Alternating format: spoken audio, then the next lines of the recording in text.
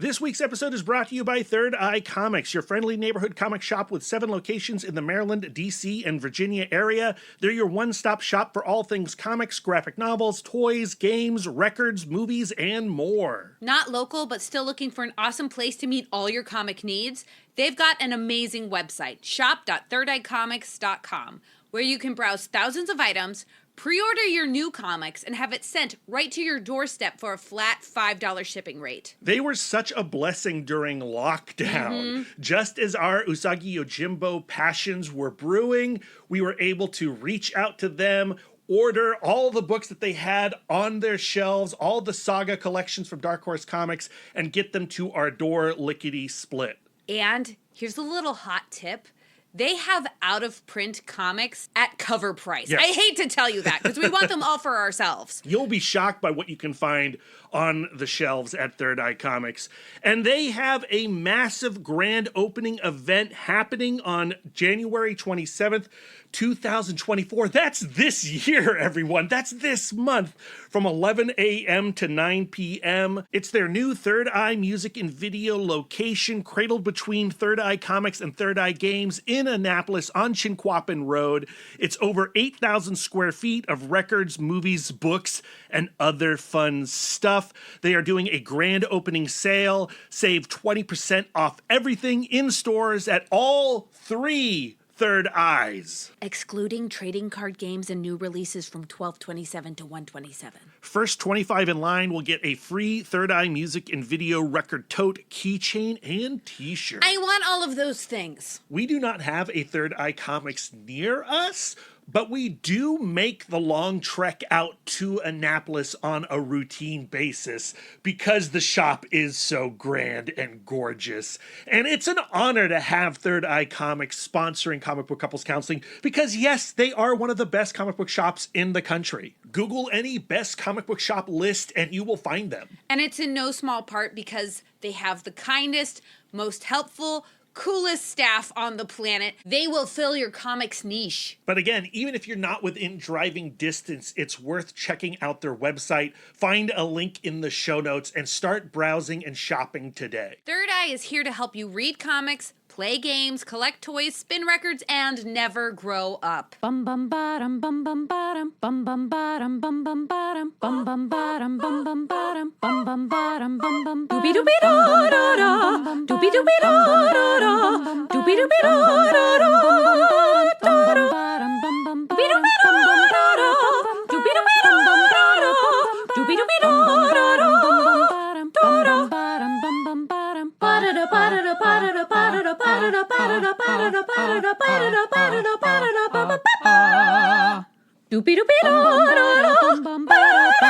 You are now in session with the Comic Book Couples Counseling Podcast. I'm Lisa Gullickson. And I'm Brad Gullickson. And each month we evaluate a different iconic romance within the four-color realm. In this episode, we really know how to murder a romantic mood.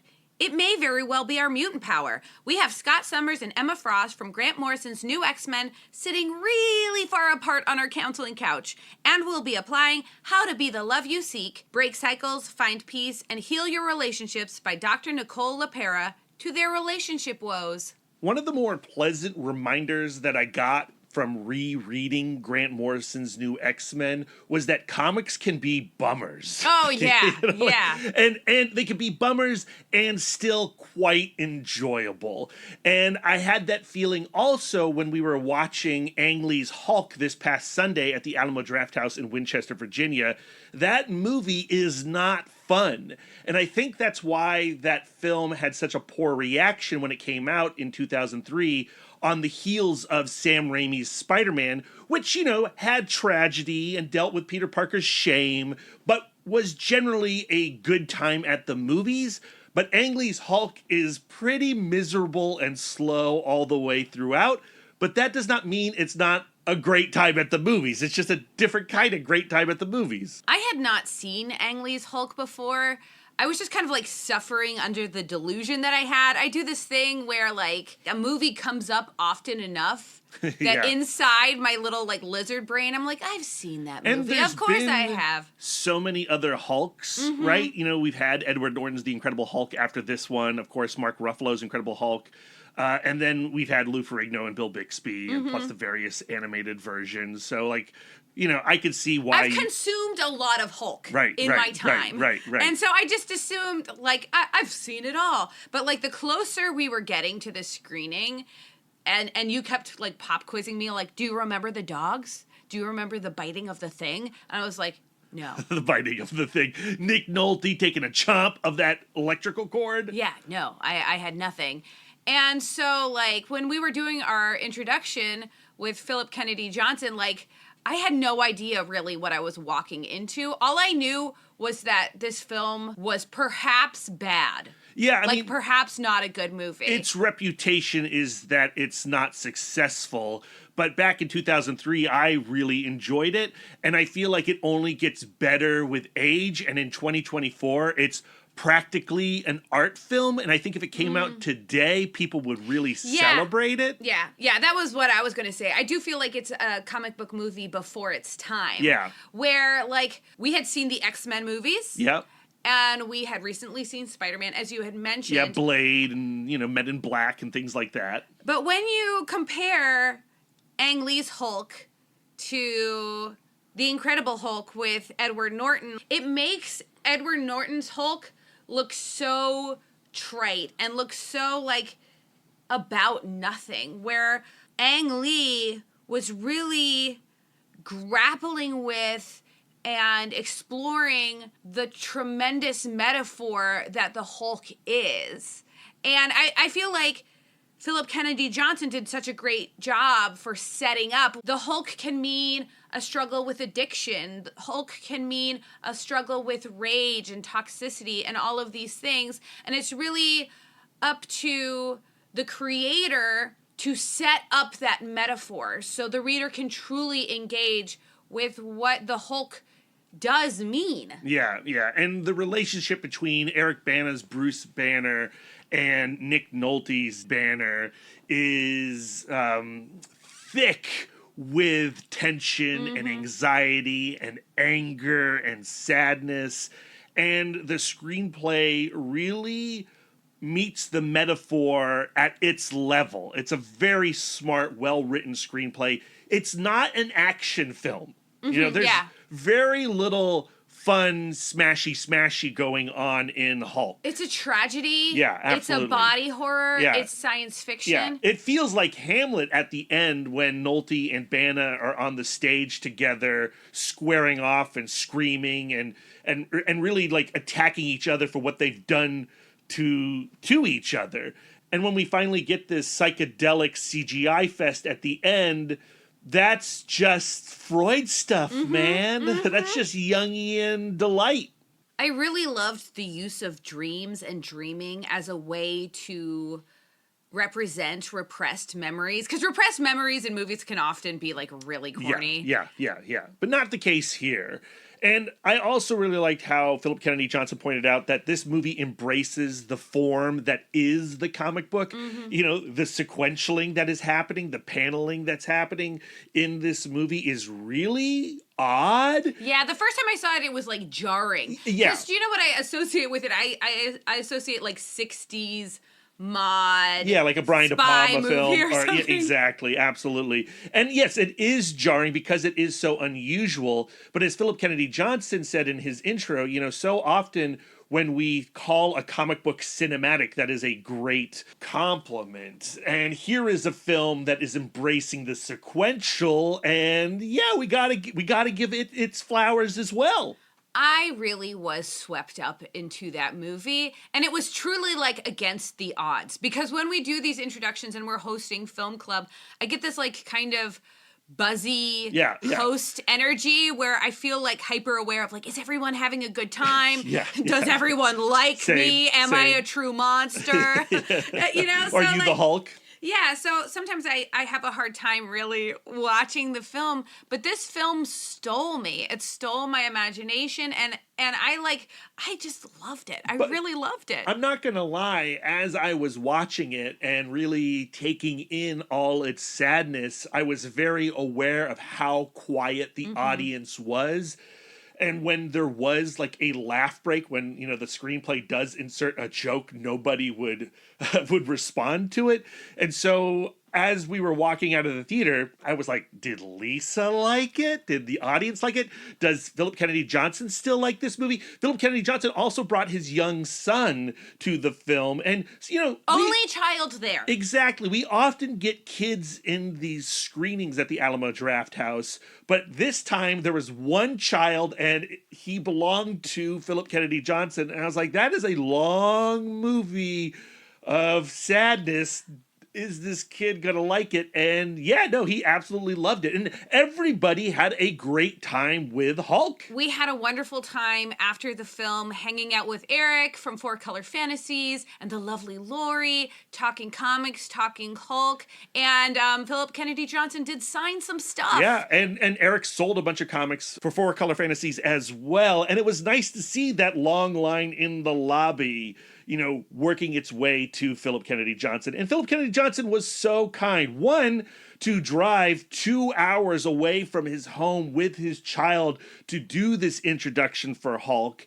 And two, to then hang out and chat with everybody and sign so many comics. Like, that is a good dude. Mm-hmm. I can't think of a better way to celebrate our doing the film club comic book series for a full year than to have a creator there, to have an amazing film there. Yeah. Like, it gets me so excited for the year to come of comic book cinema. We started with Howard the Duck and a virtual intro from Chip Zdarsky, and we've ended with Hulk and Philip Kennedy Johnson. Our next screening is going to be February 25th, and it's going to be Robert Townsend's The Meteor Man, which technically did not start as a comic book, but did become a Marvel comic and had several issues in which Marvel superheroes teamed up with Meteor Man. There's a Spider-Man issue, there's a New Warriors issue, and Lisa and Brad have ordered a lot of them since we made the announcement. Very excited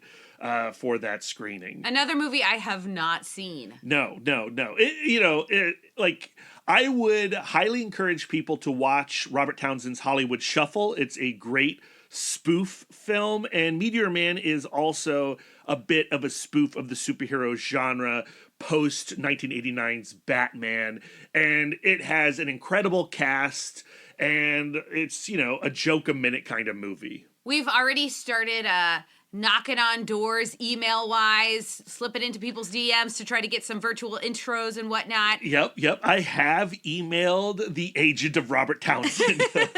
How exciting. That would be amazing. I would not hold your breath. But if you are a comic creator listening to this episode right now and you love the Meteor Man and you want to do a virtual intro, hit up our email, cbccpodcast@gmail.com. Also, if you hate Meteor Man, why not? Yeah, like Chip Zdarsky hated Howard the Duck, and he spent his entire virtual intro saying, why are you here watching this terrible movie? Right. So if you want to see that hypothetical virtual intro and you want to see Brad and Lisa's actual intro, tickets are already on sale. Link is in the show notes. If you are a patron, you do get in for free, but you have to reach out to Lisa and Brad or Brad directly to make that happen. If you call the Alamo Drafthouse Winchester and insist upon your free ticket, they will not give it to you. Yep. Kevin's already reached out to us, and I've got him a ticket. Yeah. So, yeah, it's Kevin and us right now in that theater.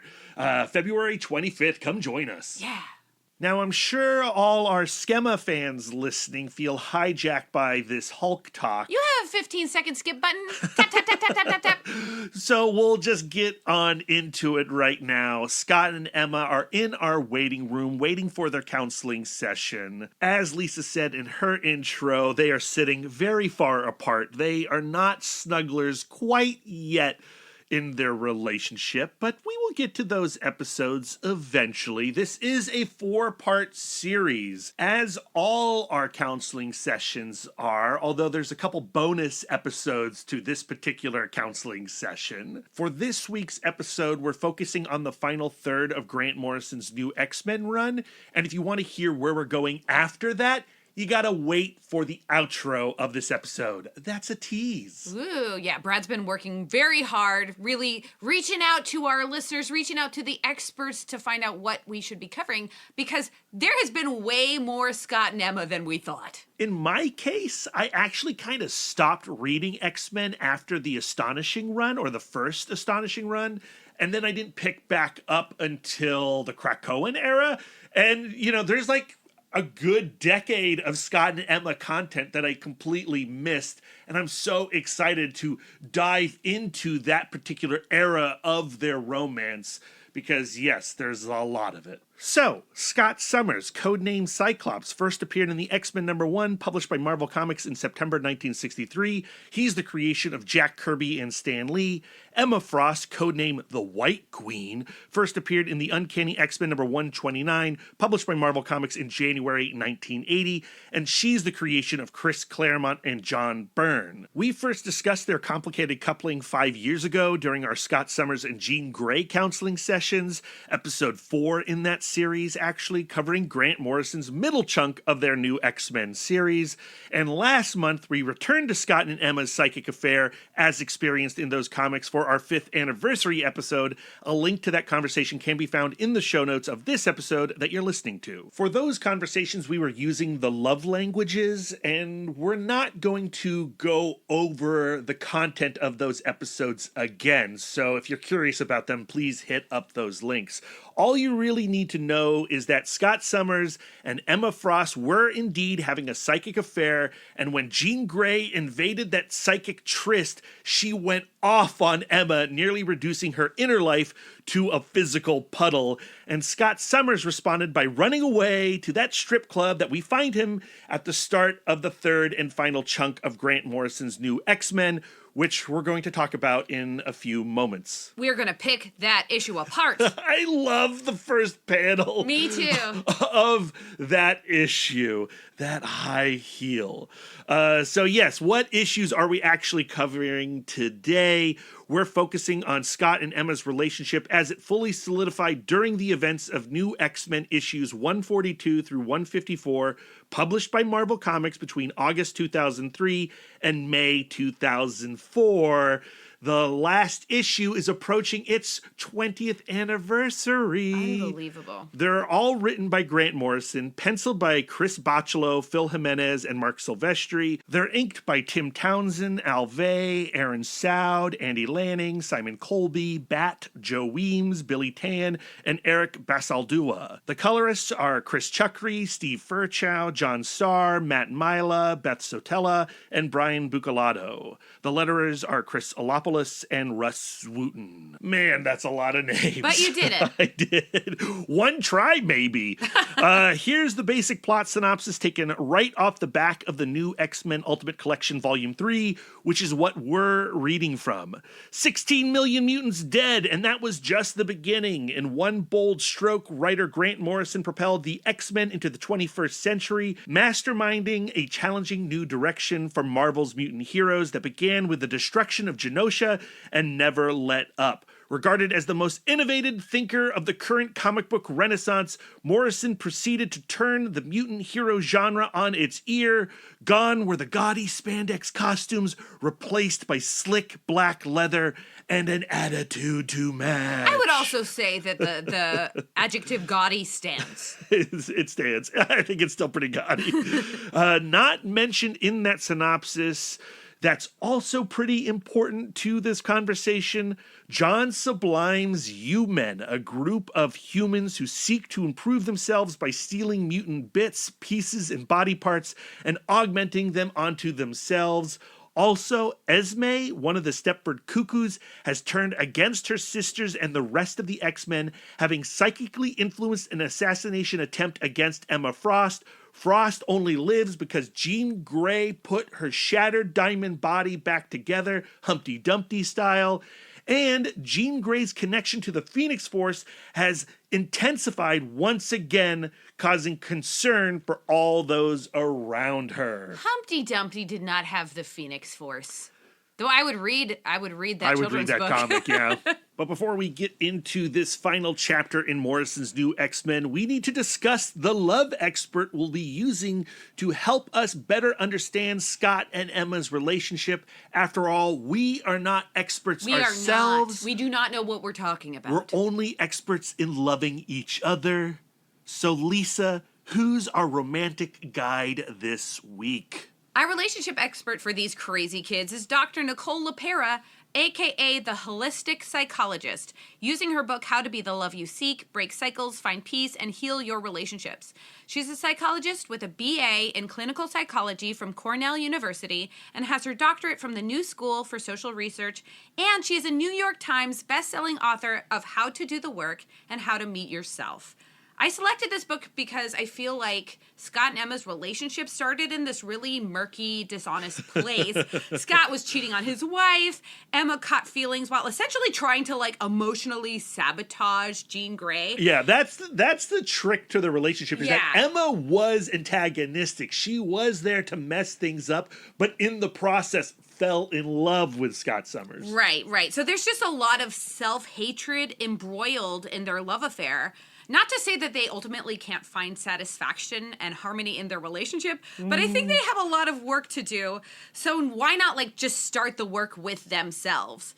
We're going to use How to Be the Love You Seek over these 4 sessions with Scott. And look, I did it right here. You put Scott and Jean. I put Scott and Jean. My fingers are just doing the walking. Yeah, I think that's your heart. Your heart's doing the walking. I think you're Team Scott and Jean, not Team Scott and Emma. Who knows? Over the end of these 4 sessions, maybe I'll discover that they're the OTP. That's the big question, right? Should it be Scott and Jean? And when we got to the end of those counseling sessions 5 years ago, we were not necessarily yay, together forever for them. Right. The true couple is Scott and Emma, and I'm not necessarily sure yet, but I am rooting for them, But weirdly. to me, no matter who it is ultimately that ends up together, Scott and Jean, Scott and Emma, Scott and Jean and Wolverine, however it shakes out, it has to be Scott and Scott, Emma and Emma. You know what I mean? They have to they have to heal their relationships with themselves. And so we're going to use this book over 4 episodes. So I haven't read the whole book. I'm just a quarter of the way through. I've read about 2-ish chapters. Yeah, well, you haven't read all of Scott and Emma's relationship. Exactly. We're learning and growing together. That's right. what this is about. So Dr. LaPera in this book is coming from a super personal place. When she was going through school and starting to practice psychology, she found herself cycling through these unfulfilling relationships, and it was a source of frustration for her. Her aha moment was when she discovered the answer to relationship satisfaction was not healing her relationship with her partners, but rather healing her relationship with herself. She has used her personal journey as well as her background in psychology to create steps for people to heal their relationship with their authentic selves. So they have a sense of safety and self-confidence to bring their true selves to their relationships. For Scott and Emma to heal their relationship with their authentic selves, they first have to recognize their authentic selves. According to Dr. LaPera, our authentic selves are ourselves we were always meant to be in our essence or soul. And she defines the soul as the thing that makes you you, independent of your conditioned needs, the existence of which is supported, according to Dr. LaPera, by quantum mechanics. Okay. There is a footnote. Okay. I didn't click it. I'm just going to kind of accept the premise at this point. Okay.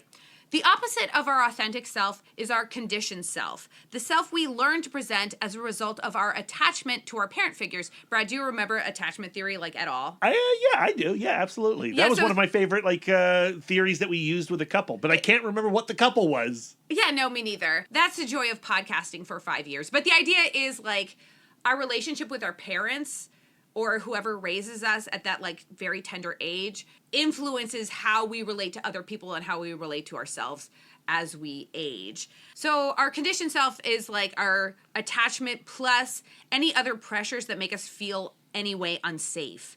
As we function, our brain logs information for what makes us feel good, neutral, and bad. And that information conditions us, and conditioning creates habits, and those habits drive our subconscious. With our subconscious at the wheel, we can drive further and further away from our authentic selves, and further away from the satisfaction of being who we really are. We're just starting Scott and Emma on this journey. We're not going to get them all the way to their authentic self in one session. We're just going to get them started with the steps laid out in Chapter 2, exploring your embodied self, in order to help them discern what is their authentic self versus their conditioned selves. The human person, according to Dr. LaPera, has 3 categories of needs: physical, emotional, and spiritual, which exist in a hierarchy. Dr. LaPera was, of course, inspired by Dr. Abraham Maslow in his 1943 study about human motivation. What she guides the reader to do is, like, when you have a need, when you feel a sense of urgency, you have to, like, stop and go, like, is that what my body actually needs? Is that what my spirit actually needs? Or is it the result of some kind of conditioning? Okay, I actually like that. Yeah, I think it's important for you to ask yourself, do I actually want this? Or is the pressure coming from somewhere else or someone else? By reconnecting with their authentic selves, Dr. LaPera says they can reach the following goals.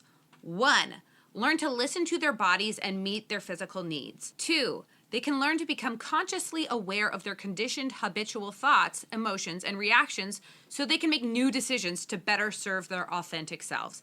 3, finally, they can locate and learn to trust their intuition, reconnect with their soul, and manifest their unique essence or energy in the world. Big promises! I like it, though. I like having a tool. Yes. This is usable. I'm excited to apply it to Scott and Emma. But before we do that, Lisa, we need to do some Referrals.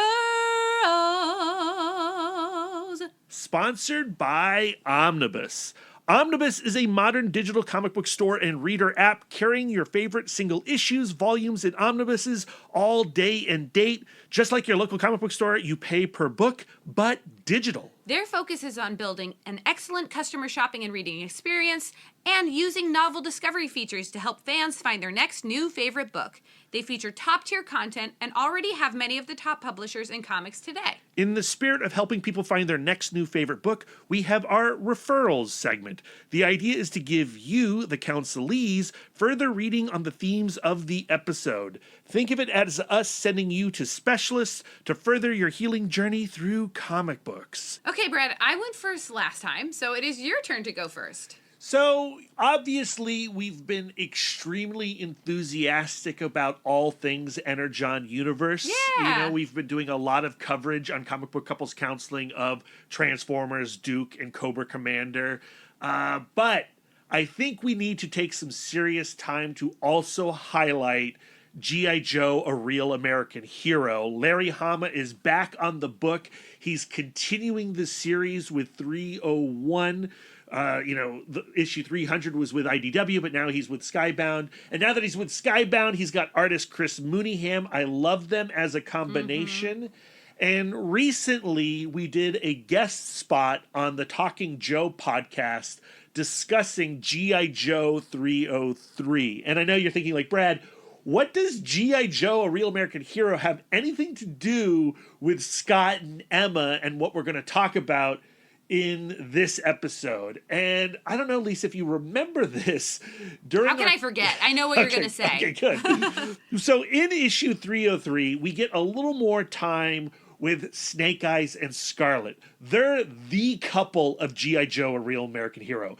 But this is not the Snake Eyes that Scarlet knew. This is actually a clone of Snake Eyes. And slight spoilers for issue 303 of G.I. Joe, A Real American Hero, but Snake Eyes is talking now. Yeah. Not much, a word here and there, but because he's a clone, he doesn't have the physical damage that made the previous Snake Eyes mute. And so now we're dealing with a talking Snake Eyes, and it's a little odd for longtime fans. But we were speculating on Talking Joe that it might also be a little odd for Scarlet and a little odd for the rest of the Joes. And when we first see Scarlet and Snake Eyes in issue 303, they're sleeping in the same bed in their lovely little cabin, but their backs are against each other. And we were speculating that maybe not everything is so hunky-dory in their relationship. Of course, Lisa and I often sleep with our backs against each other. You're not 24 hours spooning, you know? Yeah. I like to sleep on my stomach, actually, which means I have a very intimate relationship with our mattress. No, you like to sleep like a roly-poly. You're do. like curled up into a ball at the Yep. foot of the bed. You want nothing to do with pillows or me. Yeah, that's true. But that's personal, but okay. I had fun exploring the idea that things may be a little rocky with this new clone Snake Eyes. And I think just the very idea of a clone Snake Eyes is very Chris Claremont, is very Uncanny X-Men. But, like, my thing with that is people keep shushing him, which I think is, like, so rude. They're like, Snake Eyes doesn't talk, and he was like, Snake Eyes would have talked. Yeah. Snake Eyes has a lot to say. Yeah, be quiet, new Snake Eyes. If you want to be like old Snake Eyes, you need to zip it. Oh, rude. So yeah, we don't get a lot in these 3 issues with that couple, but I'm hoping, Larry Hama really gives us some time with those 2 in future issues. Yeah, if they want me to continue reading. Yeah. And, I love Chris Mooneyham's art. It's awesome. I think it's fantastic. There are some panels with blue ninjas that look like they're straight out of Mike Mignola's Hellboy.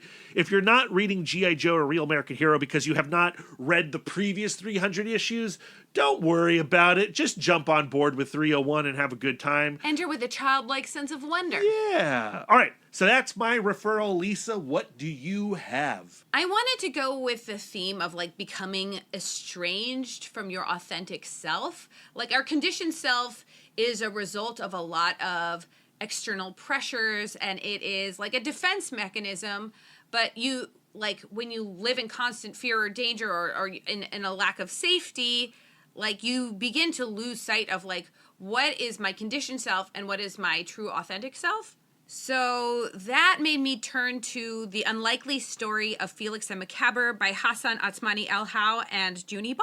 Yeah, Junie Ba, our artist of the year. Yeah, we had Junie Ba on when Mobilis and Felix and Macabre were coming out kind of like at the same time. Best October. Yeah, Junie Ba-October is That's what we right, called it. that's right. And we spent a lot of the time talking about Mobilis because he had happened to write that and draw it. Yeah. But Felix and Macabre, also great, and Yeah, great. also a lot of life lessons to be pulled from this book. Hassan Atsmani El-Hau is clearly like an extremely thoughtful individual, and I think what Felix and Macabre has to say about, like, trauma estranging you from your authentic hopes and dreams is, like, really, really important. This story takes place in a fantasy world driven by fear and is occupied by monsters and demons. And Felix is like this little tiny demon who's being picked on at demon school. So he goes to the most notable and scariest monster, Macabre. And Macabre shows the ropes to Felix of how to be, like, really scary. So we get a little bit of Macabre's background, and it all stems from this, like, early trauma, and the bigger and bigger he became in the kind of, like, monster wrestling circuit, the lonelier he actually becomes. I wish that we had Hassan on so that we could also talk to him about what this book means to him, but, like, for me, it left me in this really thoughtful but sad sort of place. Yeah, I think it is a very complicated story, and it is one that requires consideration and probably a few rereads as well.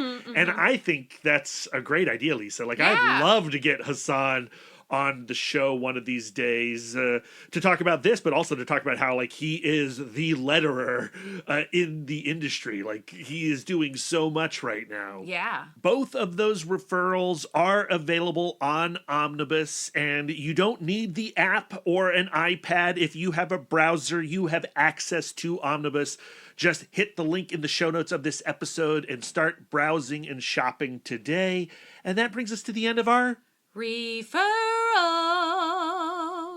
Okay, Lisa, we are officially bringing Emma Frost and Scott Summers out of their waiting room and into counseling session.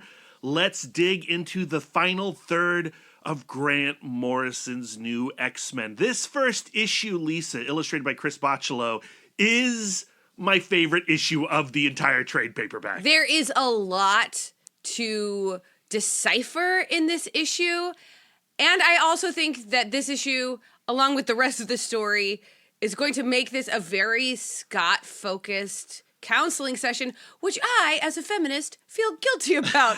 But that's just how this book shook out for me. I mean, that's what happens when Scott Summers is around, right? Yeah. He's like, me, pay attention to me. Oh my goodness, he is a needs vacuum. And if this issue is my favorite issue of this particular trade paperback, then the first panel of this first issue might be my favorite panel of the entire Grant Morrison run. Just because when you do the page turn, or when you open the cover, in this case to this paperback, and you see this black heel just land on a stage, and you're like, I recognize that heel. That's the Black Queen. That's Jean Grey. And then you start to realize that we are at a strip club for mutants. And it's so pathetic.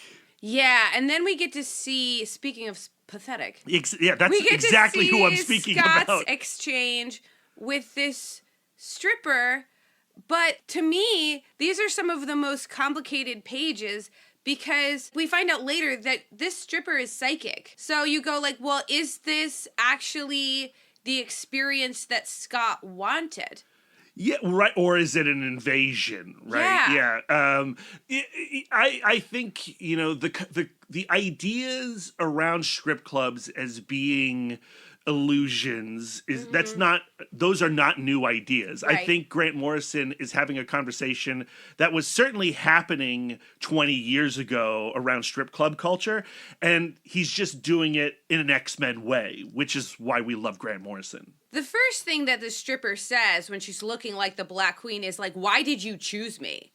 Do I remind you of someone who doesn't look like this anymore? Would you like me to appear as anyone else?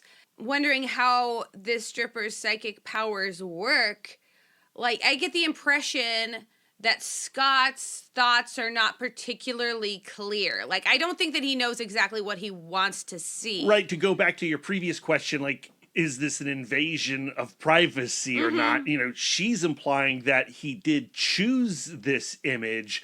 Now, is that an image that he is projecting and she is looking in? Like, is there a moment where he goes up to the register and says, like, I want my wildest fantasy? And we do know that this is his wildest fantasy because in our previous conversation, we discussed how he tells Emma that he resents Jean Grey during this period when she was Black Queen, walking around strutting and showing her stuff to everyone, but in the bedroom, she wouldn't behave this way. And he was kind of lusting after this Black Queen version of Jean Grey. And here he is in this strip club that will give him his every desire. And this is it. He's finally getting his Black Queen Jean Grey strutting her stuff.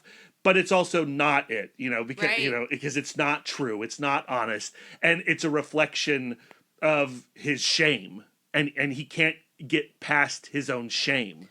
Well, I also think because of what he went through with Emma, his relationship with reality is now so complicated. His relationship with honesty is so screwed up because, well, the first thing that he says is, actually, I'm stunning myself with how unarousing I'm finding you right now. And then he immediately goes into, like, I'm so sorry. I didn't mean that about you exactly. And he's being, like, so sweet about it. Sweet, but also condescending, right? Yeah. He's being pretty gross, too. Like, he's being very dismissive. Well, I think people are telling him what he wants all of the time. And I think that he's in this place where he, like, wants to just define what he wants for himself, but he doesn't really know what that is anymore. Yeah. Because he's been his conditioned self for so long. Well, he's like, spiraling. Yeah. He's spiraling. And, you know, when I was reading this volume, I did have to remind myself of the conversation that we had in our 5th anniversary episode where I discovered a lot more empathy towards both Emma Frost and Scott Summers. And I found myself falling back into me being just like, well, dismissive myself, of going like, Scott, you're being such a pathetic garbage person, right? And it took me sitting with this issue for a bit to re-engage with my empathy for Scott Summers, coming out of this catastrophic confrontation with Jean Grey and Emma Frost in the previous issue. Where his feelings were not resolved, and he was feeling like so ashamed and so unclear. He couldn't look at them. He couldn't look at himself. He had to get on Wolverine's bike and skedaddle. Right. But, like, it's hard not to look at what Scott is saying to this sex worker. Is this what he actually wants to say to Emma? Because he says, like, it's your job to create a fantasy. You're not my girlfriend. And we're really just sharing here a weird financial transaction. And I think about, like, he allowed Emma into his mind under the guise of being a therapist. Right. And which that was never Emma's intention at all. Her intention was to mess with Jean Grey. Yeah, to break them up. Her intention was to break them up in out of a sense of vengeance. Right. And in the process, fall in love. And Scott, his intention was to heal in some way and to reconnect with the love that he had for Jean Grey. But in the process, both Emma and Scott fell in love with each other. Right. I also or they think that they did. I don't know. Like it's like it's I think like there are many times where we saw Scott in the last session throw away the pretense that this is therapy. Like, he knew he wasn't doing therapy. Like, and I don't think he ever intended, like, I don't think he ever fooled himself into thinking, like, that was literally a way to reconnect with his wife. I think he was literally thinking of it as, like, this is a safe space where I can do whatever I want because I'm not responsible for it because it's not actually reality. And then he says to this stripper, I can't fool myself that there is anything more to this exchange. And, like, to me, I go, like... He's saying that to what he's happened, saying that just to happened. Emma. Yeah. He's going, like, I can't fool myself into thinking that we had some kind of relationship because we didn't. Yeah. It was a fantasy. Yeah. He's on the verge of being alone.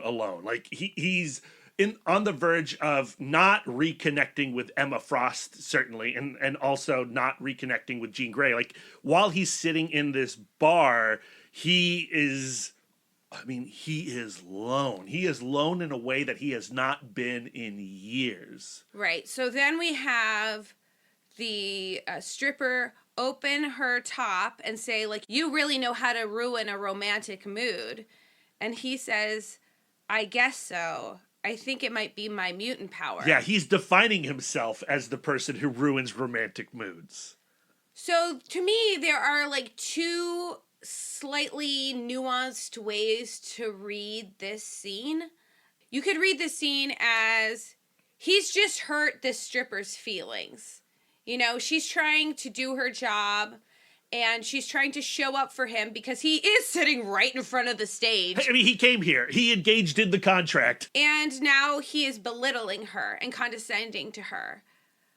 But you could also read this as this is the exact experience that Scott wanted.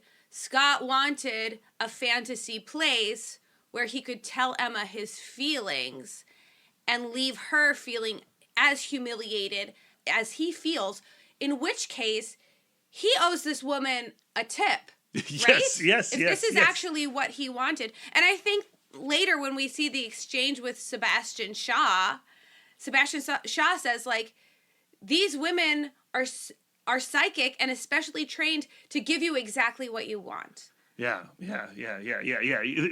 So you got your money's worth. Right. I think ultimately the appeal of Scott Summers and Emma Frost as a couple, #ScEmma, is that it's two broken people seeking to heal themselves through the other, right?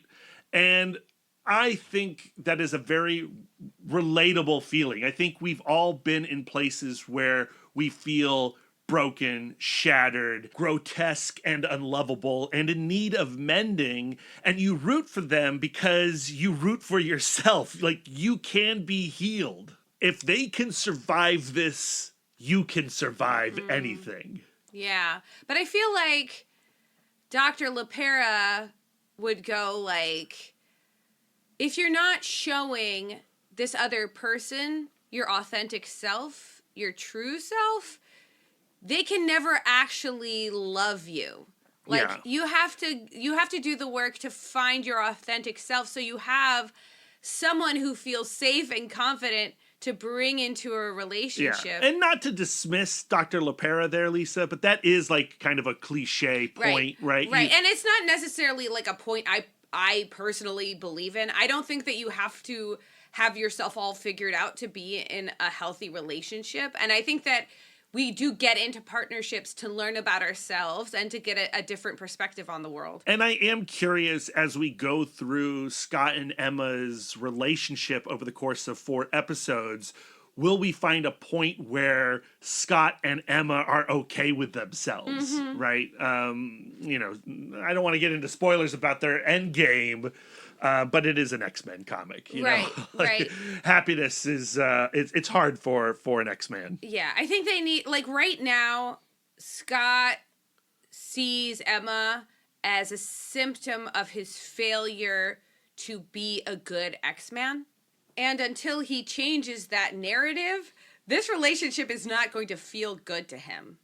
So after he unburdens himself to the sex worker, he gets up and walks away from the stage and sits in a booth with his back to her.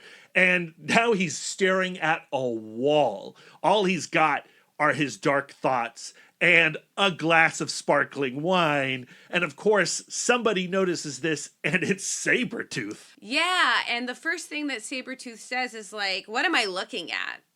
When did you start drinking, ex-boy?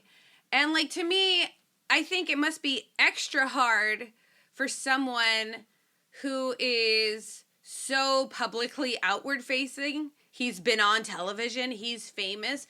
It's so hard to make a life change because everyone then feels like they have the right to comment on it. And, like, I'm a little bit that way, too. I don't like people pointing out when I'm doing something unlike myself because it makes me feel... You're in a box! Yeah, like, I'm in a box, but also that this thing they've never seen before is somehow not also me.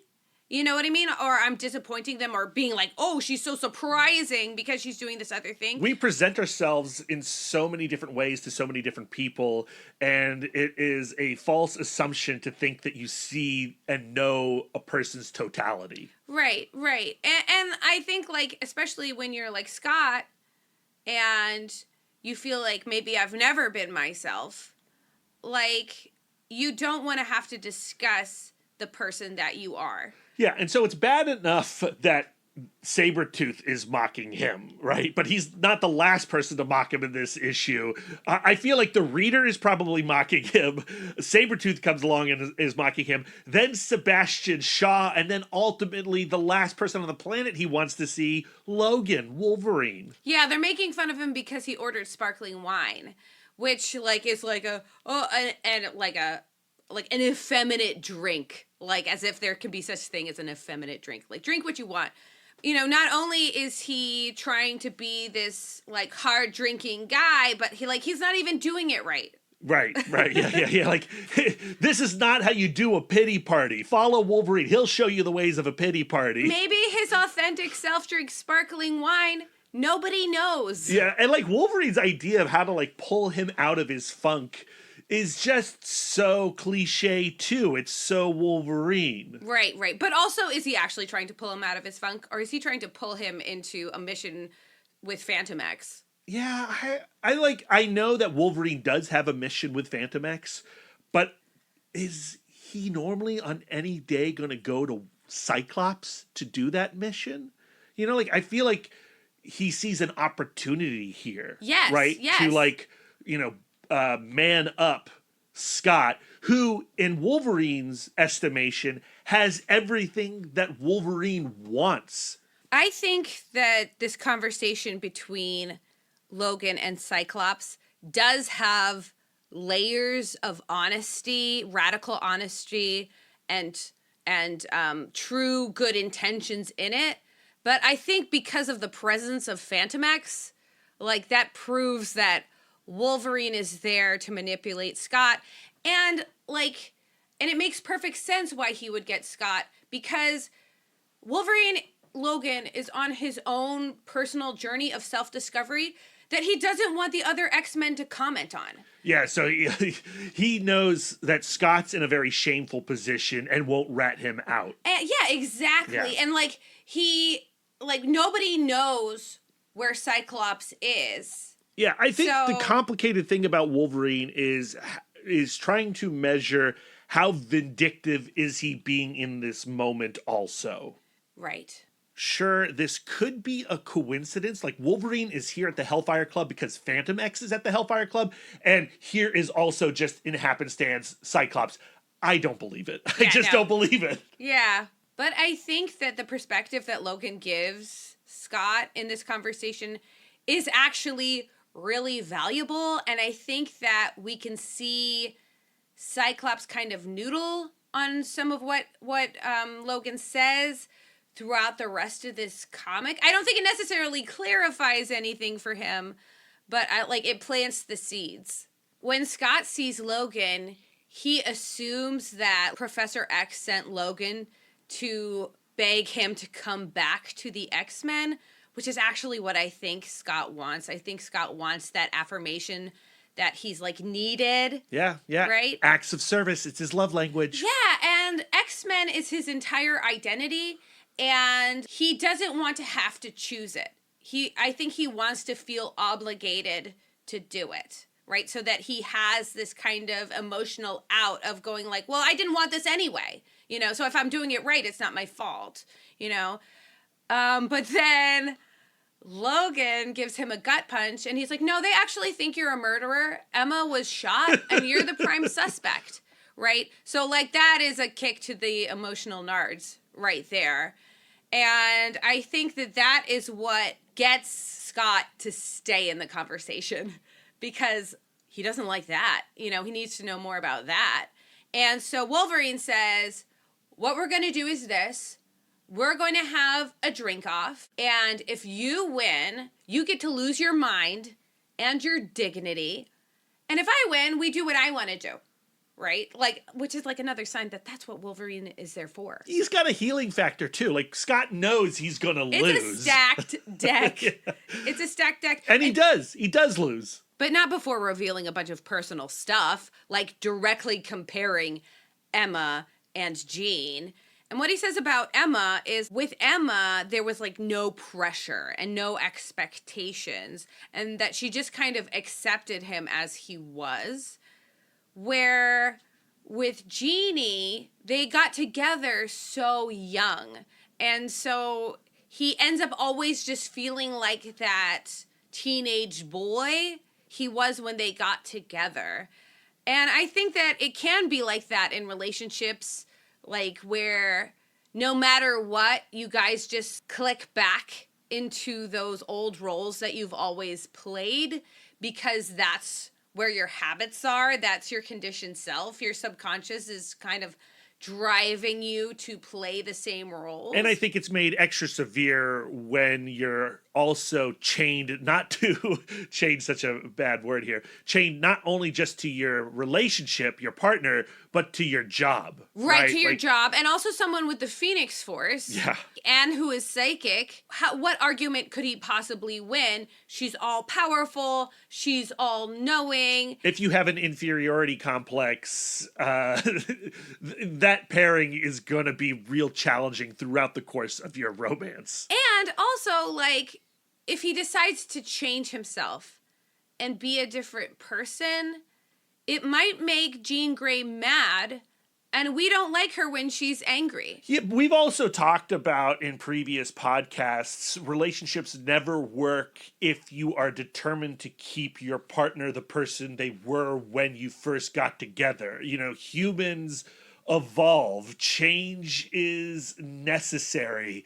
Your spouse is not going to always be the 20-something that you married. And if you are a controlling person and you don't accept change in yourself and in others, it's not going to work out. Wolverine, though, challenges what Scott says and goes like, Jean would love you to change, right? Jean sees you always being so pent up and in your shell, and she has been dying for you to let loose a little bit. Wolverine is not psychic. Like, Logan doesn't know everything, but like... He knows the buttons, though. Yeah, like, and he does. We have seen Scott talk himself into a narrative that is not necessarily true, right? He's using the, like, iceberg tip of his conscious mind to hyper-focus on what is wrong. And that kind of like needling in your own brain or like spiraling in your own brain doesn't always lead you to the actual authentic truth. Yeah, rarely does it. Right. Rarely does it. Right. Like, yeah. And when you're in agony, all you're doing is picking at that scab, right? Like, you're just reinforcing your own pain. Mm-hmm. And that's why I don't think Wolverine is necessarily the person he needs right now. Mm-hmm. You know, when Wolverine throws it in his face that you don't realize how lucky you are, you have these beautiful women throwing themselves at you. The best women, The best women. And you're moping around here. You have the audacity to feel sorry for yourself. And like, that's just another needle that he doesn't need. Right. And Logan goes like, I would love to have what you have, a steady life. I would love to have that. And you're throwing it away, which I think supports Scott's thesis of like, Emma is evidence that I am a bad person and I am an unworthy person. And I think Wolverine is actually trying to help, but he is giving some of the most unhelpful advice to a person who's in a crisis. And that advice is like, hey, pull your together, which no one who is in the depths of despair ever wants to hear. Right. And so what ultimately ends up happening is that Wolverine just provides a distraction. So Scott does fail to outdrink Wolverine. Duh. And the next issue is Phantom X, Logan, and Cyclops storming the world. And real quick, what is the world? It's this research facility directed by John Sublime, where time is fluid, which allows the scientists within it all the time that they need to develop living weapons. And this is where the Weapon Plus program developed, which is where Weapon X came from. And we learned that Weapon X is actually Weapon 10, and there are a whole bunch of individuals like Phantom X who are a part of this program. And we actually learn later on, after this series, that the Stepford Cuckoos were part of the Weapon Plus program. And I don't know how I feel about that, but I'm just going to ignore it for right now. John Sublime, in his mission to eradicate the mutant question, is creating the Weapon Plus program as the ultimate extinction agenda. And there is a new Weapon 15 that if it gets out, it's going to be real bad for mutant kind. And Phantom X wants to destroy Weapon 15, and in the process also give Wolverine some knowledge about his life, who he was before he became Weapon 10. Yeah, he's been having some memories arise of this woman, and he feels like if he figures out who is in these memories, he'll learn more about himself. And we know what those memories were because we read the Origin miniseries, but that's a podcast for another date. And are those memories even real? Is that a truth or is that another fiction? And does that actually matter? I find it really poignant that Scott and Logan are on these complementary journeys where Scott is trying to find his authentic self independent of his narrative. He knows his life story, and he doesn't feel like his life story is fulfilling him or is truly him. He's trying to break away or actually restart.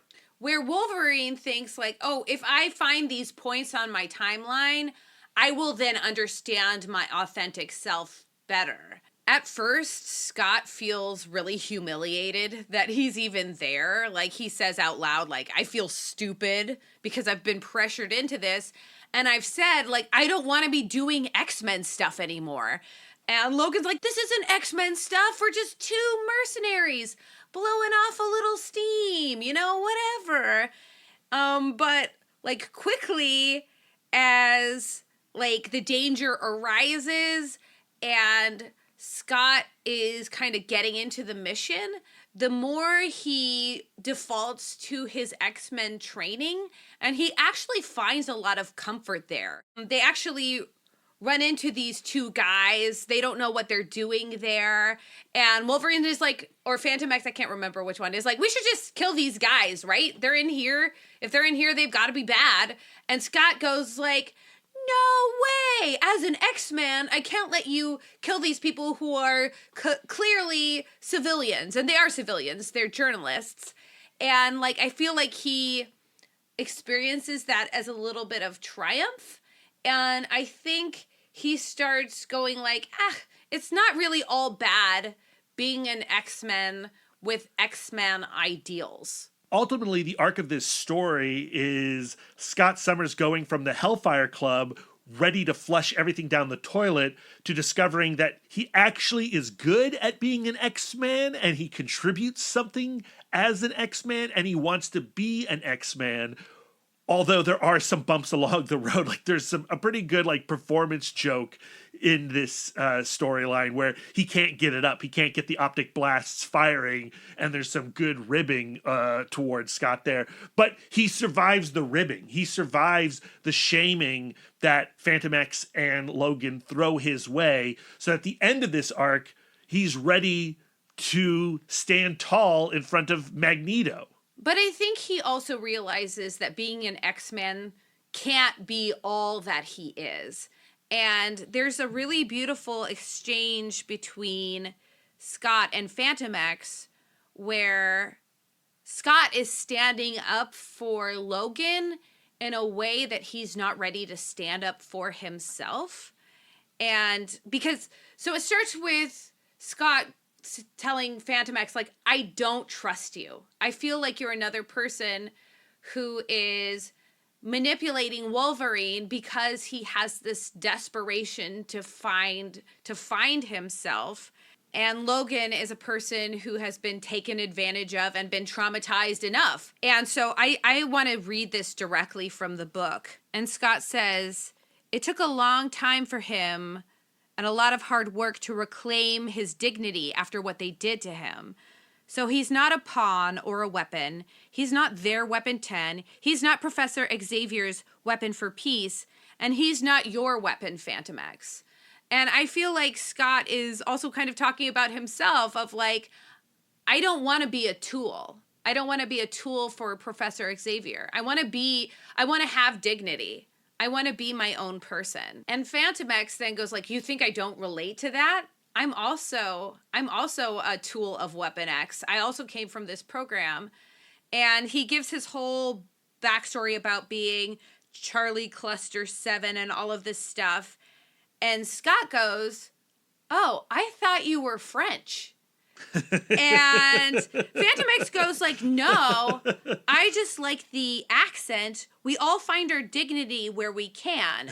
Mine is Phantom X. And you're laughing, but I think that that's so beautiful because like Phantom X is saying like, you get to build your own narrative. If you don't know who you are, you get to create who you are. That's true. That's absolutely true. I think it's an interesting counter to Dr. Nicola Paris saying like, underneath all of your conditioning, all your needs and wants and desires, there is this thing, this person that your soul wants to be, where I feel like Phantom X is saying, you have the power to make yourself. Yeah. The reason I'm laughing is because he's just such an unreliable character. Right. Even this moment, you can't really trust it. Right. But you couldn't trust what Logan was saying. Yeah, that's true. That's true. To Scott at the bar. Right, and you can't trust what Scott is saying, and you can't trust what you're saying to yourself. We're all unreliable narrators. Right. And as this arc wraps up, we discover that even the baddies are going through existential crisis. Weapon 15 explodes out of the world and flies up to this space station. Our heroes follow after him. And while they're up there, Phantom X does fulfill his promise of giving Logan the Weapon 10, the Weapon Plus file. And as he is processing all of that information, Steve Rogers, he's Weapon 1. What? Weapon 15 arrives, and Weapon 15's like, John Sublime says that I have to kill all the mutants because life is precious, but what's the purpose of life? And Wolverine's response to Weapon 15 is great, but it's like, it is painful, right? See, I just found out who I am and what I am, and well, let's just say some of us were born to kill and raised to kill, and that's the only damn thing we're any good for. Everything else is just lies we tell ourselves.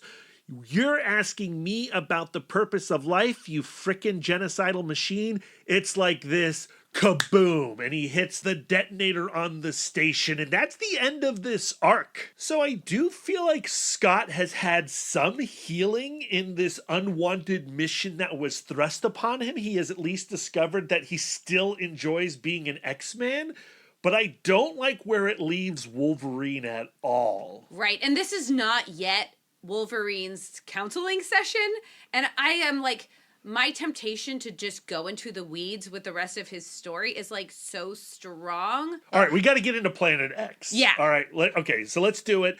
Now, the thing about the final third of Grant Morrison's new X-Men is there actually is not a lot of Scott and Emma from this point forward. We just get little pieces, but they are crucial pieces. We haven't even gotten to Emma at all. No. And we're going to do that right now. But I just want to warn all you new X-Men fans that we're going to be skipping over a lot. Yes, Zorn is Magneto. There, we've said it. We can't really get into more than that. Cyclops and Phantom X escape on a shuttle. Logan is trapped on the station, and the station turns out to be Asteroid M. Professor X senses the catastrophe and psychically reaches out to his X-Men. And Scott immediately apologizes. He says, "I'm sorry I ran out on the X-Men like I did, sir. I'll explain later." Then upon the page turn, we see Emma getting the news, and she's with Hank, whom she likes to call Henry, because that's his proper name, and she's a proper lady. And she's still getting tests from after she was shattered into a billion pieces. And they immediately go like, let's go get Scott. And then Jean is busting in on Professor X and is like, sorry, I'm leaving. I'm going to space because I'm going to get Logan. Yeah, isn't that interesting? Jean goes for Logan and Emma goes for Scott. And this is a really good place to just directly contrast Emma and Jean, because Emma, as she's leaving, says, like, I have a bad feeling about this. I have this sense of, like, horrible closure impending upon me. And Jean goes, like, don't worry about me, Professor X. Whatever happens, it's going to be for the best. So we see, like, Emma is this tremendously insecure person. Even when she's choosing to do something heroic, she's like, I don't know, guys. Yeah, but again, like, Jean's God. Like, right. She's approaching godhood. But you think about, like, your proximity to your authentic self relates directly to how secure you feel. Yeah.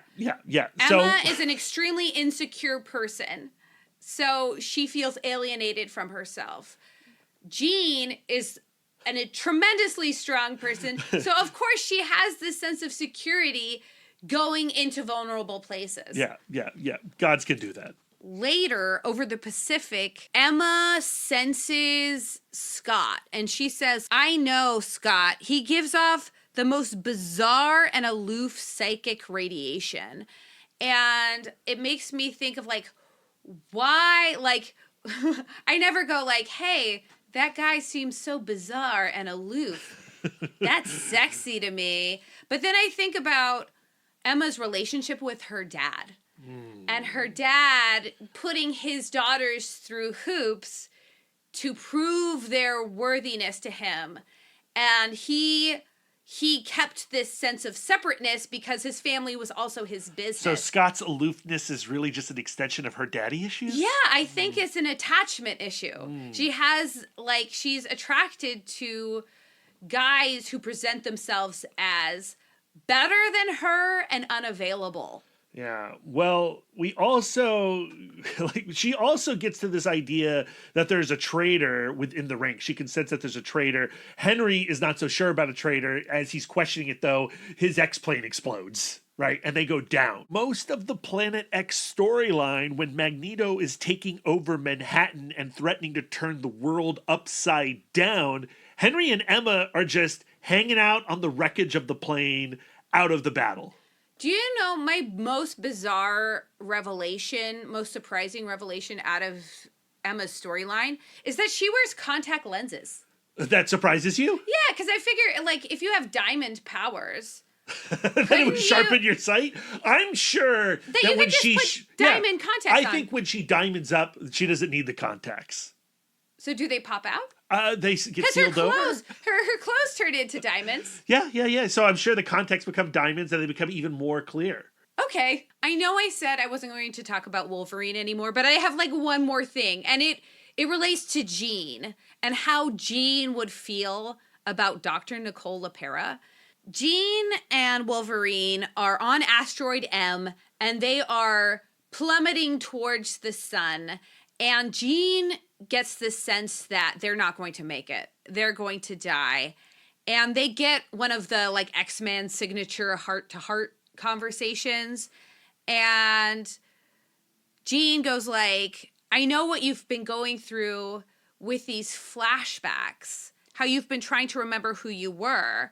And then Logan goes like, well, I discovered that all of that is a lie. And I'm just this weapon that is supposed to genocide my own people. Like, I am literal trash. And Jean goes like, it doesn't matter who you were. It doesn't matter that you were a product of the Weapon Plus program, because I know what you've gone through to be the good man that you are now, Logan. And that's who you actually are. Like, the person that you are now is a good person, so why does it matter what your past was? It's like a good God, she can absolve. Yeah, but also, like, she's saying the pressures that you went through were necessary so that you could become a good person. Where Dr. LaPera says, like, you are who you are, independent of all of the pressures that make your life. Your soul has its unique signature, and you have to forget everything else to get who you really are. So I think that Jean wouldn't take Dr. LaPera very seriously. And it makes me wonder, like, what is actually the more empowering idea?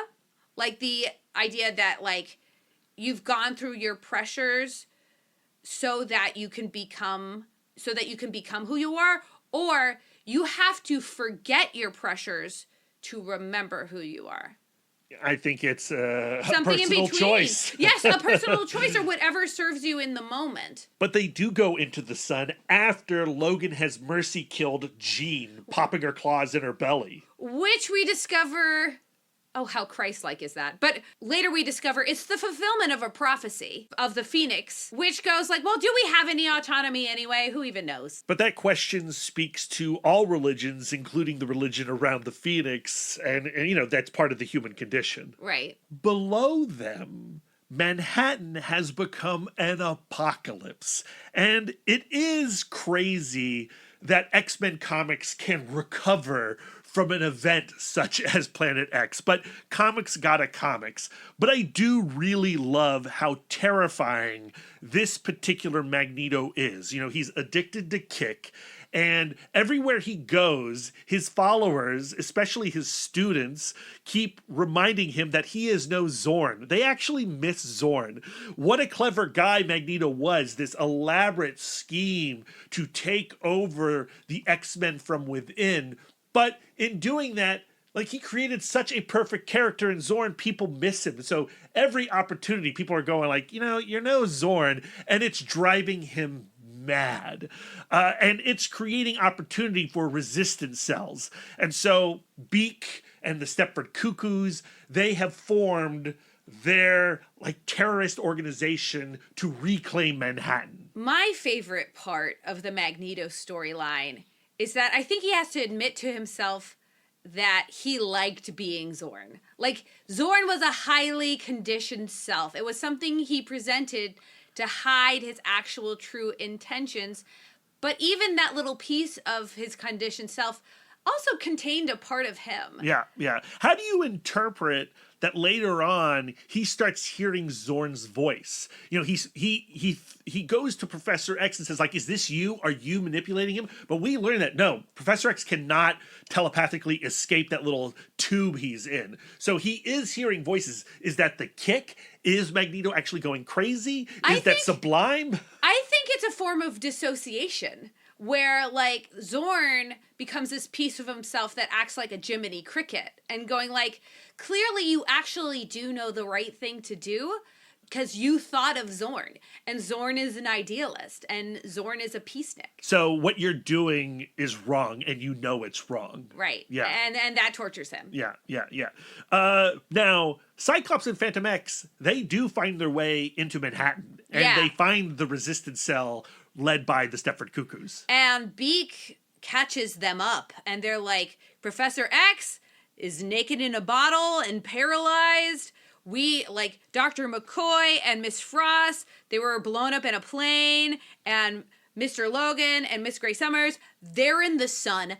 There is no X-Men anymore. And Scott refuses to believe that Hank and Emma are dead, that Jean and Logan are dead. They're out there. He knows it. He can feel it. But he also says, like, even if they're not there, there are still X-Men. Because I'm looking at you, and you're X-Men, and I'm looking at myself, and I'm an X-Man, and I'm always going to be an X-Man. Could not have said that if he had not gone through the world with Phantom X and Wolverine. Yes. And so he ends up telling this, like, hodgepodge little group of mutants, like, I hope you're paying attention, class, because this is going to be on the test.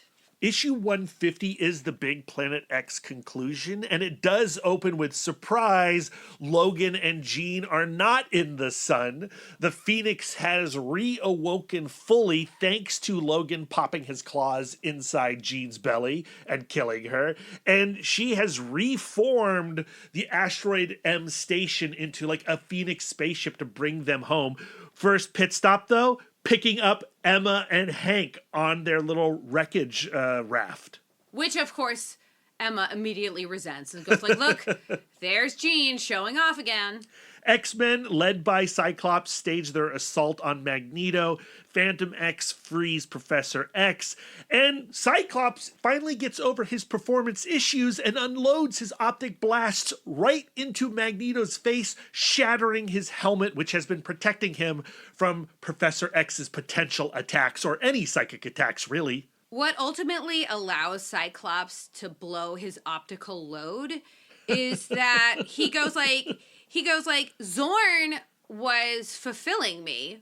Zorn was making me feel hopeful, and that was a lie. Like Emma coming into my brain and telling me that she was going to do therapy, like that was a lie. And he says, like, I kept running from the negativity and the darkness that En Sabanur was manipulating inside me.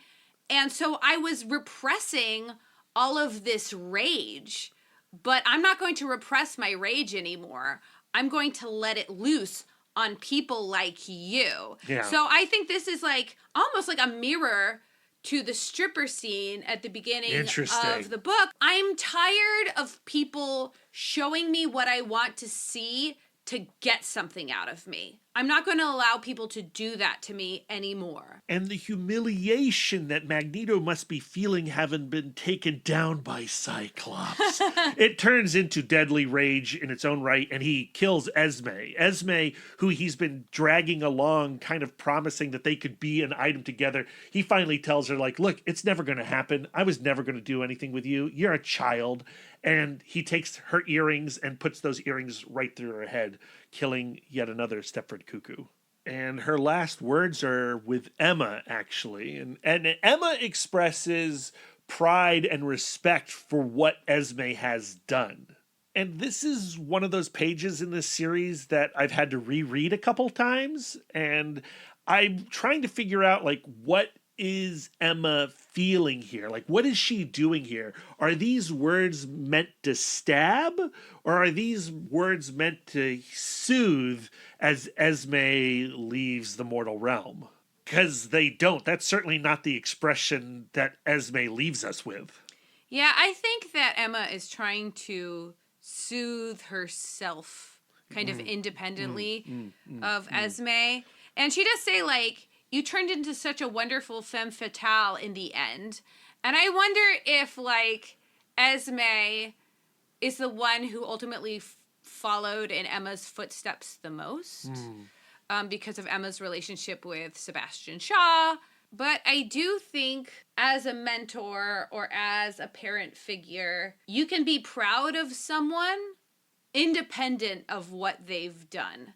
Like, Esme, you know, she made some bad choices. She ultimately made an independent person of herself. Yeah, she made a choice. Like, she found herself. It was awful, but she found herself. Now, the next page, we have the reunion of Emma Frost and Scott Summers. And Scott says to Emma, like, I finally made a decision about us. What we're going to be or not going to be. Can we go back to something he says before that first? So, like, Emma, upon seeing him, is like, okay, you finally show your face. And he says, I'm an introvert.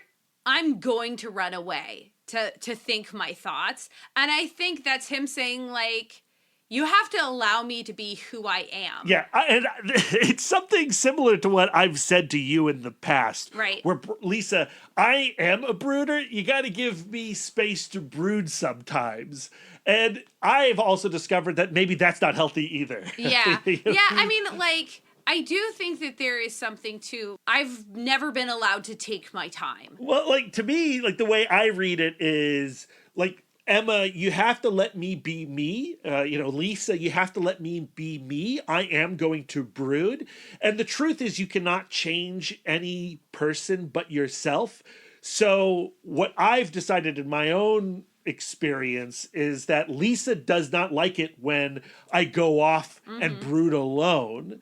And I want to meet you where you stand, and maybe I should reevaluate my brooding. Maybe my brooding is not necessarily an essential function of myself. And maybe Scott needs to discover that his brooding is not an essential function of himself. But I think about Dr. LaPera and going, like, I need to, sometimes I need to prioritize my needs. Yeah. Like, I need space. Maybe if this conversation were to continue, he would realize, okay, I can tell people. I don't have to just disappear in a puff of smoke. But, like, I do think, like, LaPera would stand up for him and go, like, he gets to prioritize his needs sometimes. Yeah. If that's an emotional need to just stop and think. Yeah. So then we get to Scott saying, I have made a decision about us. And we do see what that decision is in the next arc of Here Comes Tomorrow. And the decision he makes is that he's going to walk away from Emma.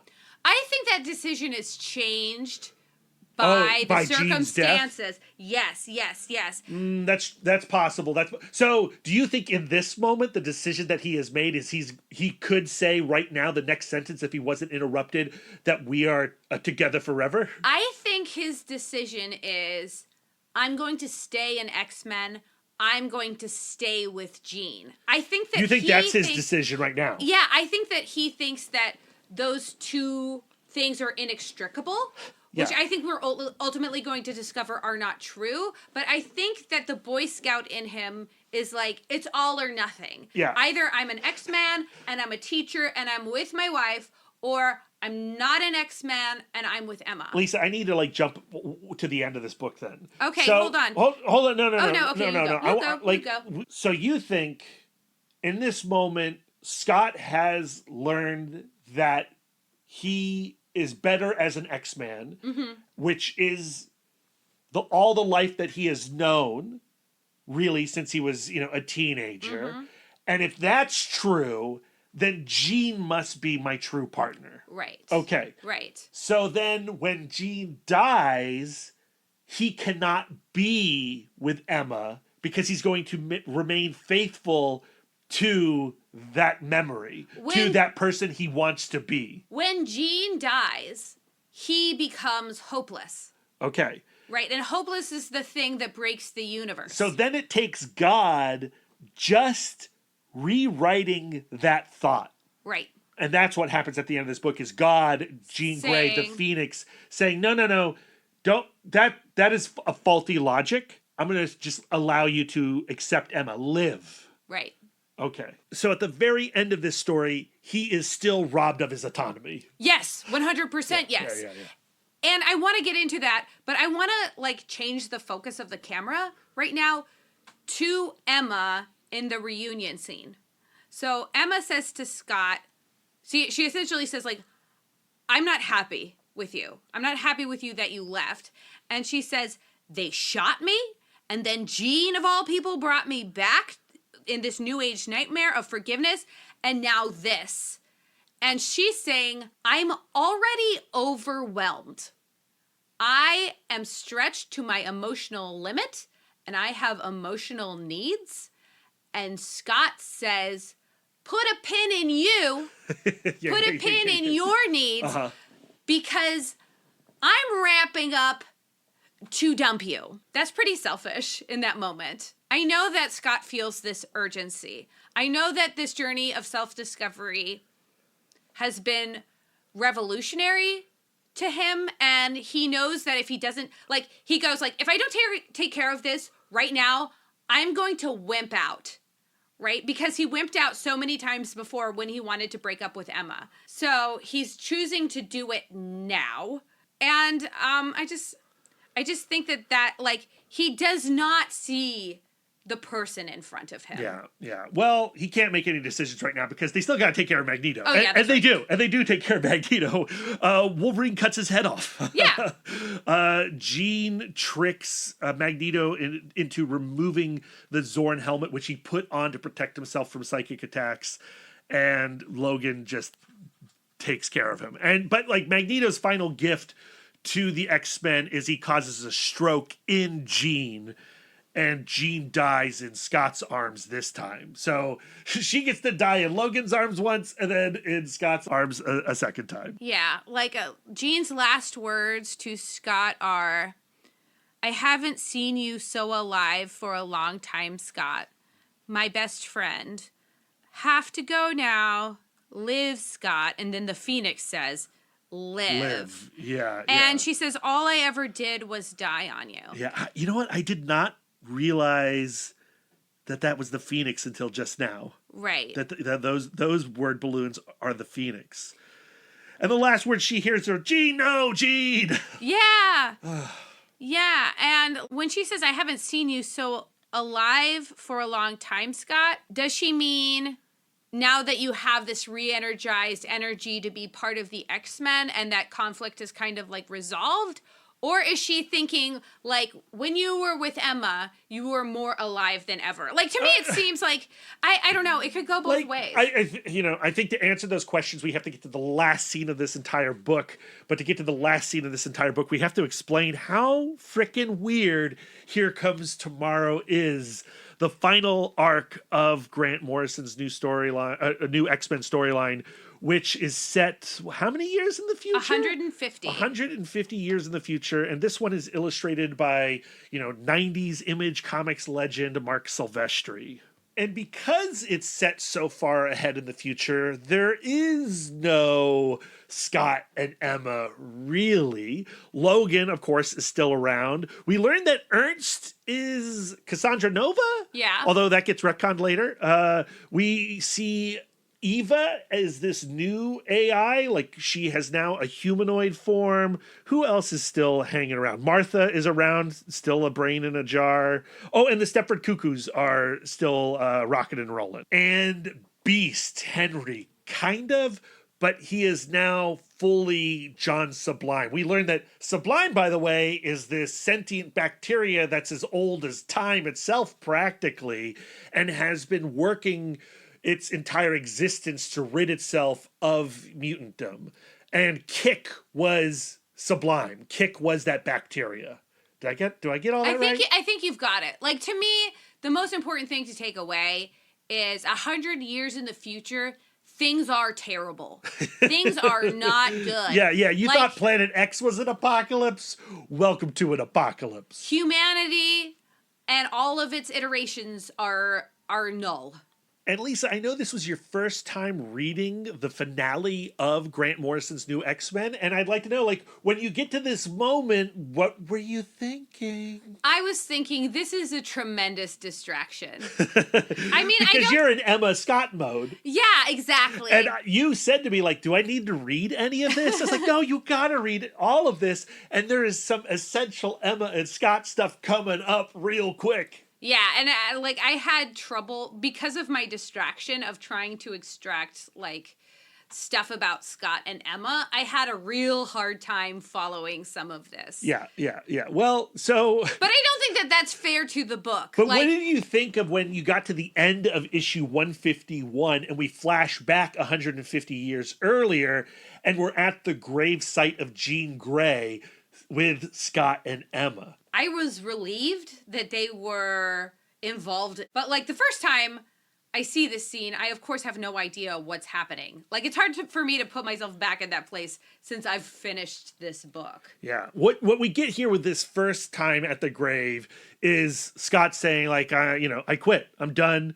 And we're not going to be a thing. But what Emma is overtly proposing is not that they become a romantic couple now that his wife is dead. What she's proposing is, why don't you and I restart the school? Why don't you and I rekindle Professor X's vision? And she says, but you and I together, think of what marvelous teachers we could be to a new generation of gifted bloody brats. We could inspire greatness. So I think when Esme died in her arms, and she felt that love that she had for Esme, I think that reminded her of her love of being a mentor and a teacher, and that moment gave her hope. But don't you think there's also an unsaid thing here where she's implying also that they can be together? Yeah, I think, yeah. For sure. But when, just like I said, before, where it's in his mind,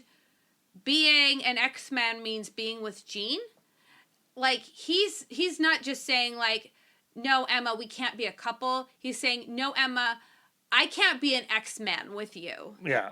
And so 150 years in the future, the Phoenix egg appears and the Phoenix emerges from it. A version of Jean Grey emerges from it. And the story is who can convince the Phoenix egg to be on their side? Sublime, Dark Beast wants the Phoenix Force to help him conquer the planet. And of course, what we can call the X-Men of this period want the Phoenix on their side. Yeah. And ultimately, they convince the Phoenix to acknowledge the beauty of life on Earth. Yeah, part of the function of the Phoenix is to disinfect. And I think that, that is the function that Jean / the Phoenix, but mostly the Phoenix, is serving in this moment. Right, and the way it's described to her in the white hot room where all the Phoenix hosts reside inside the Macron crystal is that she has amputated an infected future, a bad future. But in amputating that infected future, she now needs to regrow a future. She needs to regrow the timeline. And as the Quentin Quire Phoenix, yes, Quentin Quire becomes the Phoenix, everyone, explains that you need to replace the part that you have cut away. Which serves as kind of an aha moment. And she goes like, okay, so what was dying? What was dying that killed the future? And it was Scott's hope. So we get those immortal words, live, Scott, which the Phoenix echoes, live. For the last 2 pages of this story, we return to the last 2 pages of issue 151, back at the gravesite. And the first page of these final 2 pages is identical to that page from that issue, except in the final panel, when Emma says, "Don't you want to inherit the earth?" Previously, there was no response. And now we have Scott saying in one tiny little bubble, I ... And then you turn the page, final page, they're embraced, kissing, and he says, yes. So what do you think that Jean changed? Well, for me, you have to look at the one difference between the 2 pages, because those panels represent a specific set of time. Like the pacing is set. So it's the same pacing, the same time in both pages. The only difference is the I. So what I think Jean changed was that she encouraged Scott to say yes to Emma. Mm-hmm. With specificity, like say yes to Emma specifically? Yes, because she knows that Scott does indeed love Emma, as we discussed during our 5th anniversary episode, right? So she's saying, like, Scott does love Emma. This is a good thing. And this good thing, like, him walking away from the X-Men is going to cause this apocalypse, this butterfly effect that will result in Sublime Beast taking over the world. Right, right. I think that is one interpretation of it. Yeah, it's my interpretation, Lisa. And upon first reading it, that's also how I interpreted it. But we have to remember that Emma is also psychic. And Emma saw Scott's love for Jean in Scott. And she talked about how pure it was. Right.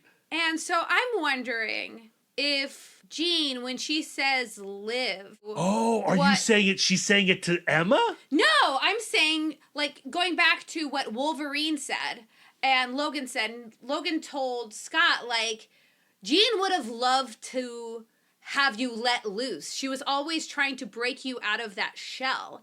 Even Emma said, like, he's got this really aloof psychic radiation coming off of him. I'm wondering if by saying live... I'm wondering if she's saying, like, let loose a little. Like, worry less how you are appearing to others and just kind of go after what your heart wants. That's compelling. And in that moment, it just so happened to be Emma and starting the X-Men up again. Yeah. I like that interpretation. Especially when you have in mind the thing that died was Scott's hope, because Scott was clinging to these old ideals of, like, to be an X-Man, I have to be faithful to my wife. So, like, to have hope, you have to have, you go back to that Brene Brown thing of, like, hope is not an emotion, hope is a cognitive process. So in order to have hope, you have to see a way out of your situation. So by living, he goes like, okay, I'm just going to try this. Yeah. And knowing where the relationship between Scott and Emma goes from here, where it goes doesn't negate the live in this moment, right? So this moment is not really necessarily retconned, especially if we take your interpretation of it. Because even in this episode, if you go back, we go like, so does Scott have any autonomy at all? Right. And I think by interpreting it differently, then he still has the autonomy that I think his wife would want him to have. I don't know. I don't know. So, like, well, let's unpack that a little bit. So, because Jean is actually saying live a little, let loose, is that him now having autonomy? Well, like, She's I think still, it's less switches. It's less, you know what I mean? It's still a switch, It's though. still a switch, but it's like he was locked up. Yeah. He had something psychically about, like, vibrationally different about him where he was holding himself back. And I think that all she did was like, hey, don't hold yourself back. Like, live your life. Some people have interpreted this moment as Jean forgiving both of them. And and my reread of it this time is it's not about forgiveness at all. No. Yeah. No. Yeah. Okay. Yeah. The weird thing about Jean having the Phoenix Force and the Phoenix Force being a godlike power is that she's not infallible. Like, all of these people have had the Phoenix Force. All of these people have made terrible mistakes. So she's just a comic book because, god like Odin. Like, Odin is messing up all the time. just because, like, it restored a future, it doesn't mean it restored an ideal future or right future. I don't think there is, like, a utopia for the X-Men. Right. I think every future for the X-Men is a Days of Future Past kind of future. And that's certainly what the comics keep feeding us. I feel like for Jean, it's going to be like confirmation bias. Like, clearly I did the right thing because there is a future now. Yeah. I don't know. Like, I feel like the closest we've come to a utopia situation for the mutants was the height of the Krakoan era, but things are not meant to last. Right, You right. know, things are always changing. I think we brought this up on a previous episode recently, the Denzel Washington quote, and he was paraphrasing somebody else, but this idea of, like, you know, this too shall pass. You know, you're having a bad day, this too shall pass, but you're having a good day, this too shall pass. And, you know, it's the X-Men are always moving. So however they're feeling, wherever they are, it too shall pass. I feel like we need to leave it there. I feel like it's time to let Scott and Emma now leave the office and kind of meditate on what we covered. And I think we need to reflect about what we've learned from Scott and Emma and from Dr. Nicole LaPera. I mean, we're so just starting this journey with Scott and Emma, and I feel like I understand their path even less after this conversation than I did after our 5th anniversary conversation. I ended that conversation going like, I am rooting for them, and I want the best for them. I feel like I am the Phoenix. Live, Scott and Emma, live. I like the idea of hanging out with them for a while. Where they are here, even though they have embraced and locked lips, and Scott has now said yes, they have a lot more work to do. Yes. And I'm excited to further explore their beginnings and their endings. But I do I prefer them to Scott and Jean as a couple? Do I prefer Scott and Jean to Scott and Emma as a couple? That might even be the wrong question. Yeah, I feel you like know? that's kind of a moot point. Like, I think we've reached this point in this conversation where that is, you know, the OTP of it all is not interesting. Right. And I like go like, well, Scott and Emma are trying now, and I think us as counselors, but I think also us as like readers, it's our job to want the best for these two people, however it shakes out. And as far as Dr. LaPera, I'm still trying to figure that all out myself.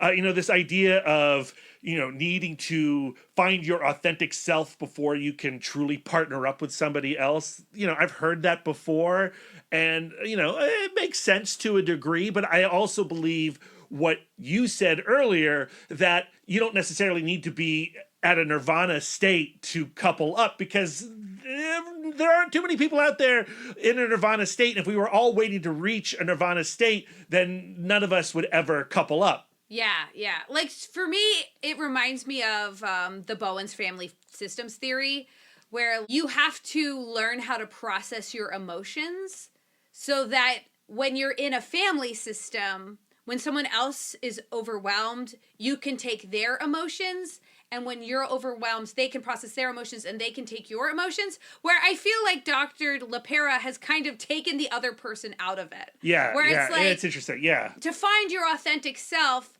you learn how to meet all of your needs. You meet your physical needs, you meet your emotional needs, like all of that stuff. But I can understand why Dr. LaPera is a compelling guide for Scott and Jean, because both people are struggling. They're at such a low point right now when we find them in Grant Morrison's New X-Men. And again, that's the appeal for me. Yeah, is their lowness. I do think they are out of touch with what they actually want, and they are both grasping. So I think that the idea of like, well, I'm just not being my authentic self right now might be a comforting thought. Like this idea of like, there is a version of me that is happy. I just have to like kind of like slough off all of these conditioned selves, and then that person is there for me. I feel like trying to go like, do I want this or does my conditioned self just want this? Like, to me, that is like a one-way ticket to overthink city. Yeah. You know? Yeah, and overwhelmedness. Yeah, granted, like, I'm only 2 chapters into the book. Yeah, and we're basically 2 chapters into Scott and Emma's relationship. So there's still a lot more to mine. Yeah. About from both stories, from Dr. LaPera's story and from Scott and Emma's story. So we haven't fully committed to Dr. LaPera, we haven't fully committed to Scott and Emma, and Scott and Emma haven't really fully committed to each other either. But we will live. Comic book couples counseling live. Yeah. We're just going to, even though we don't know if it's the right thing, we are going to just move forward because we know that there's a way out of this. Yeah. And I'm really excited about where we're moving to next.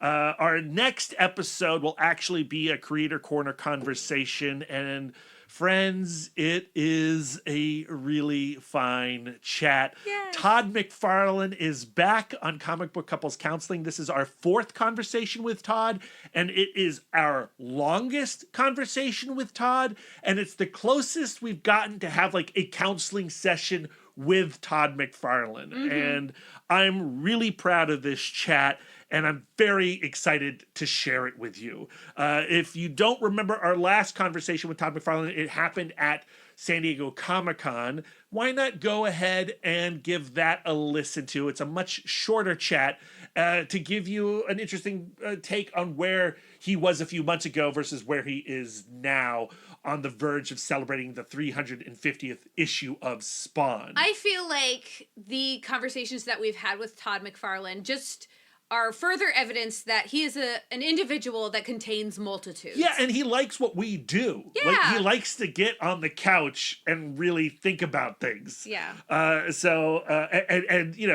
let it all out. That's next week. The week after that, we will return to ScEmma, and the conversation will focus around 3 specific issues. And I don't know if this will be considered a controversial decision, but Lisa and I have decided to skip the Astonishing X-Men era, basically because that storyline is another kind of beginning for Scott and Emma. That's when they truly kind of commit to each other away from Jean or the Phoenix's decision.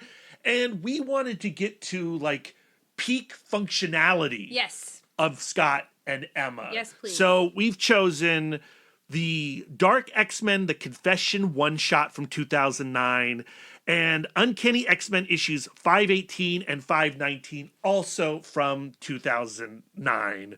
I've read them already, and I think Lisa's going to have a lot of fun with them as well. And I think we're all going to have a lot of fun with these issues because these past 2 ScEmma conversations have been pretty darn heavy. Yeah. And we need to see them, like, working. We need to see them working. What does that look like? And we're going to see it here in these 3 issues. And after that, currently the plan is for episode 3 of ScEmma, or technically 4, or technically 5, depending on your legacy numbering, will be Avengers versus X-Men. Yeah. Which is another massive storyline, which will be hard to contain to under 2 hours of conversation here at Comic Book Couples Counseling, but we're going to give it a go. And we will conclude our ScEmma chat with the Death of X storyline. And that last chapter, I'm less sure of. So if you have opinions of where we should conclude our conversation around Scott and Emma, please let us know, cbccpodcast@gmail.com, or hit our socials at cbccpodcast. Hey, if you are listening to this on Friday, January 26th, and you are in the general DMV area, you are going to want to get your butt to Third Eye Comics for their grand opening of Third Eye Music and Video. You heard the ad at the beginning, but we're actually going to be there just like hanging out, and we'd love to see you and give you high fives and hugs or whatever you're open to. We also have stickers and buttons. Stickers and buttons! Stickers and buttons! Gifts, Come and get if 'em. that's your love language. We were trading emails back and forth with Steve just yesterday, and man, they have really expanded the other two stores, Yes. the games and the comic side. The manga section now is massive, and it was already pretty darn big. So yeah, come spend some money, hang out with CBCC at Third Eye Comics on Chinquapin Road in Annapolis, Maryland. Okay, Brad, I don't know if it's just me or if it's the Phoenix Force, but I am feeling pretty hopeful about our future. Where can our listeners send their words of affirmation to you? I would not wish the Phoenix Force on my worst enemy. You can find me on all social medias at MouthDork. If you have words of affirmation for our logo, you can send them to Aaron Prescott at A Cool Hand Fluke. And if you have some words of affirmation for our Radical Banner Art show poster and 5th anniversary poster, send them to Karen Chapp at Karen_X-Men fan. Lisa, where can our listeners send their words of affirmation to you? I'm always accepting words of affirmation at Sidewalk Siren on Instagram and Twitter. If you'd like to spend more quality time with us, you can subscribe to us on Podbean, Spotify, YouTube, Google, Apple Podcasts, or whatever app you prefer.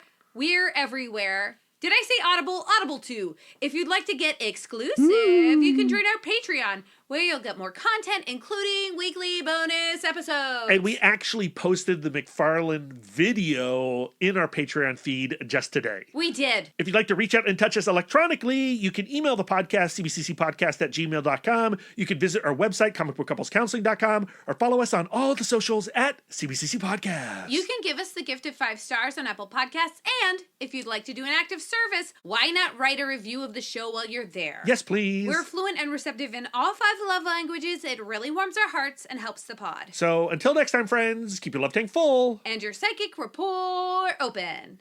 Doopy doopy bum bum ba bum bum ba ba. Couples Counseling Podcast. I'm Lisa Gullickson. And I'm Brad Gullickson. And each month we evaluate a different iconic romance within the 4-color realm. In this episode, we really know how to murder a romantic mood.